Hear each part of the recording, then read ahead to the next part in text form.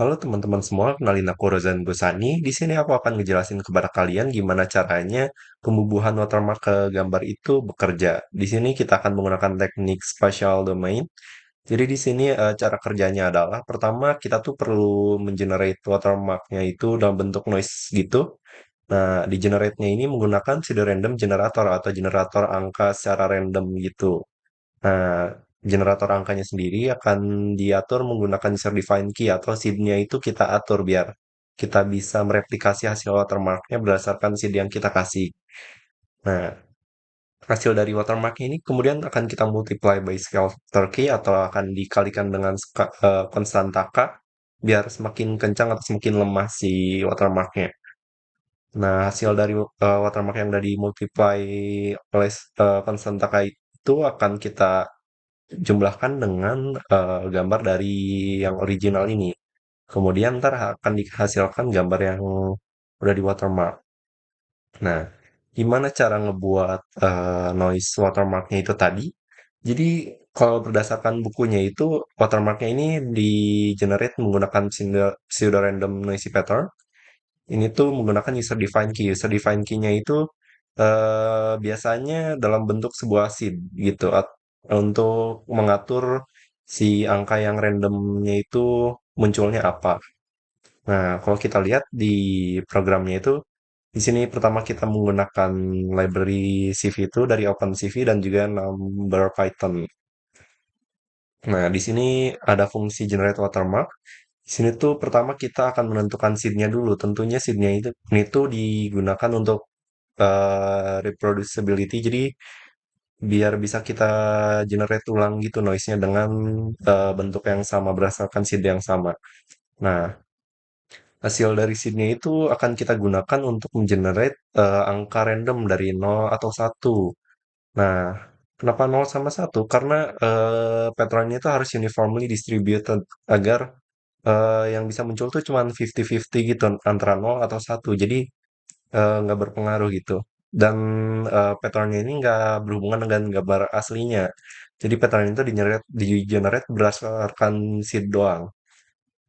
Nah, kemudian di sini ada watermarknya diubah ke integer 16. Kenapa?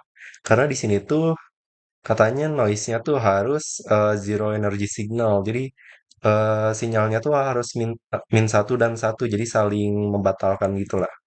Nah, jadi di sini angka nolnya tuh akan di mapping jadi min 1. Jadi tadi dibuat jadi integer 16 bit itu agar nilai dari watermark image-nya tuh antara min 255 atau sampai 255 gitu. Nah, hasil dari watermark signal ini tuh akan dikalikan dengan konstanta K untuk mengatur seberapa kuat pattern dari noise tadi. Jadi di sini watermark patternnya akan dikalikan konstanta K lalu akan di return. Nah, cara kerjanya seperti yang di diagram tadi. Pertama kita tuh akan ngebaca gambarnya dalam bentuk grayscale. Kemudian gambarnya tentunya formatnya harus diubah ke format yang sama yaitu integer 16. Nah, kemudian ini akan diambil tinggi dan lebarnya. Hasil dari tinggi dan lebarnya itu akan digunakan untuk mengenerate watermark karena tentunya untuk watermarknya harus sama dengan gambar aslinya ya.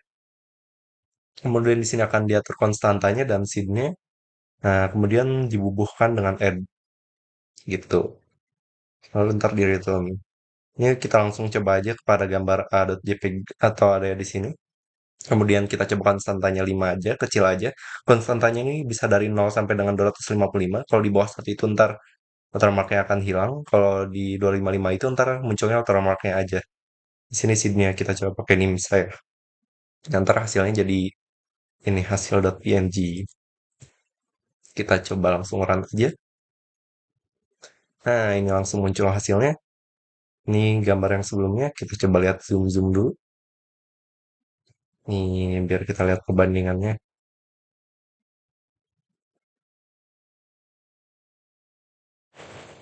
Nah, bisa kita lihat perbedaannya tuh di gambarnya jadi ada noise-nya gitu ya. Yang tadi tuh ininya mulus, sekarang jadi ada noise-nya. Pas dilihat. Tuh, ini tuh merupakan hasil dari watermark-nya ya guys. Nah, untuk mengetahui gimana si konstantanya berpengaruh, aku udah membuat sebuah GUI untuk melihat bagaimana pengaruh konstanta terhadap watermark itu tadi. Langsung kita coba run kode yang ini. Ini menggunakan fungsi yang sama kayak yang tadi, cuman bedanya ini dibuat GUI. Kita coba import gambarnya. Sini aku udah menyiapkan gambar contoh.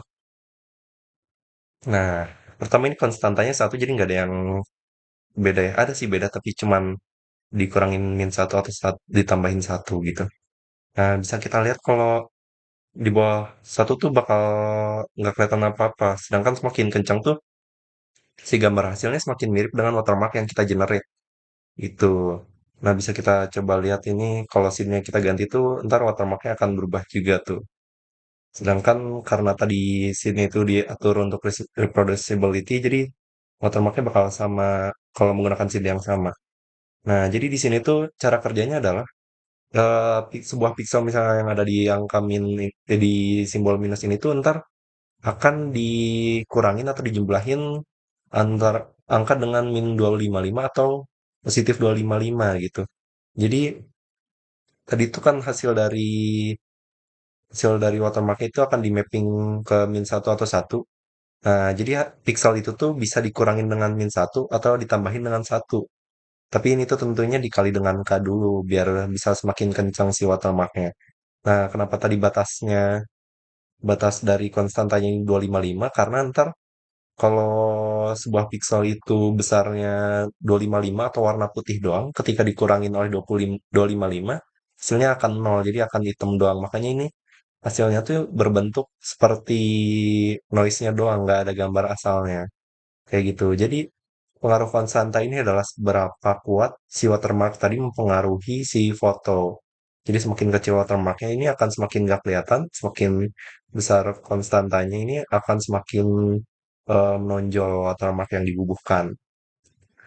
Nah, oke segitu aja teman-teman yang bisa aku paparin materinya mengenai pembubuhan watermark menggunakan metode special domain ini. Terima kasih udah memperhatikan. Sampai jumpa.